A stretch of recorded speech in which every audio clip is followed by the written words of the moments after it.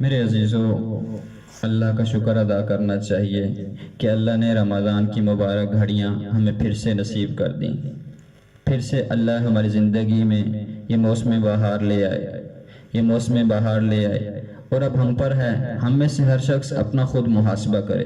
میں اپنا خود محاسبہ کروں کہ میں نے ان مبارک گھڑیوں میں کتنا کمایا، کتنا اللہ کے سامنے رویا، کتنا گر گرایا، کتنا اللہ کو منانے کی میں نے جستجو کی، طلب کی۔ یہ ہر شخص اپنے بارے میں خود ہی جانتا ہے۔ اب تو یہ مبارک مہینہ گزرنے کو ہے، 2 عشرے گزر گئے، تیسرا عشرہ کی بھی 2 دن گزر چکے ہیں، تو اب آخری عشرہ ہے۔ نہ جانے کہ ہو سکتا ہے کہ زندگی کا آخری عشرہ ہو۔ اس کے بعد وہ بڑے خوش نصیب ہوں گے جنہیں پھر سے رمضان مل جائے گا۔ کئی ایسے ہیں جن کی زندگیوں میں 30 رمضان آئے، 31ویں رمضان کی توفیق ہی نہیں ہوئی، اللہ کے پاس چلے گئے۔ کئیوں کی زندگی میں 60 رمضان آئے لیکن زندگی نہ بدلی۔ کئیوں کی زندگی میں تو 1 رمضان آتا ہے لیکن زندگی بدل جاتی ہے۔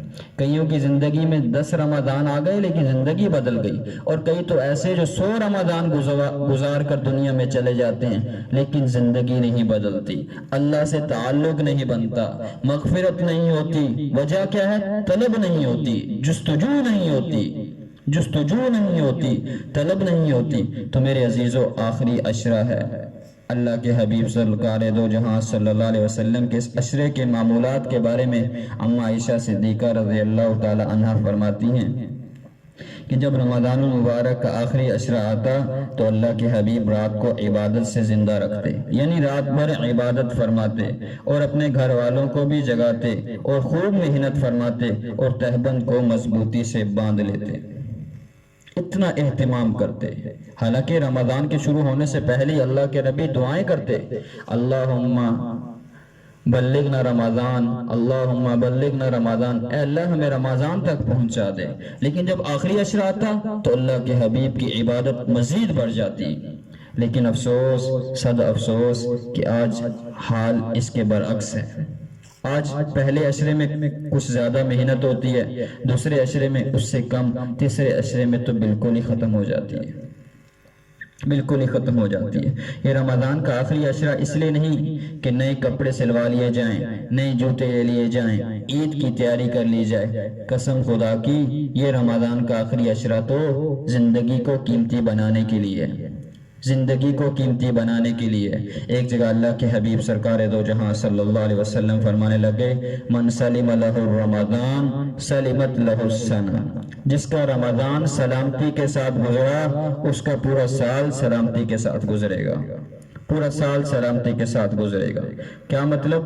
کہ جس نے رمضان کو قیمتی بنایا، رمضان کی گھڑیوں کو قیمتی بنایا، اللہ کو منایا، اللہ کے ساتھ تعلق بنایا، اپنی مغفرت کروائی، اللہ یقیناً جن نیک اعمال پر یہ رمضان میں اترا، جن نیک اعمال کو اپنی زندگی میں لایا، اللہ انشاءاللہ اللہ سے کبھی امید رکھی جا سکتی ہے کہ اللہ پورے سال ان اعمال پر اس بندے کو استقامت نصیب فرما دیں گے۔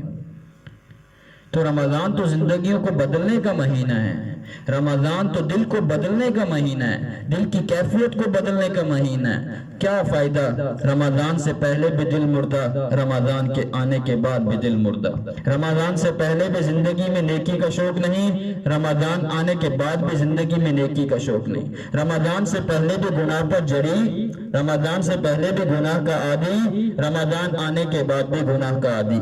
کیا فائدہ میرے عزیزوں پھر رمضان آنے کا؟ کہ کسی کی زندگی میں 10 رمضان آئے، 11ویں کی توفیق نہ ہوئی، اور کسی کی زندگی میں 11 آئے، 12ویں کی توفیق نہ ہوئی۔ اللہ کرے اللہ ہم سب کی اس مبارک مہینے میں مغفرت کر دے۔ اماں عائشہ صدیقہ رضی اللہ تعالی عنہ کا اس امت پر بڑا احسان ہے، اتنا قیمتی ہدیہ دے کر چلی گئیں کہ فرماتی ہیں کہ اللہ کے حبیب اس آخری عشرے کی راتوں میں کیا دعا کیا کرتے؟ اللہم انک عفو کریم تحب العفو فاعف عنا، اللہم انک عفو تحب العفو فاعف عنا، کہ آخری عشرے میں اللہ سے اپنی مغفرت طلب کرتے۔ اور ہمیں بھی اس دعا کو کثرت سے کرنے کے لیے عادی بنانا چاہیے اپنے آپ کو، کثرت سے، ہر فرض نماز کے بعد کثرت سے۔ اللہ ہم سب کو عمل کی توفیق نصیب فرمائے۔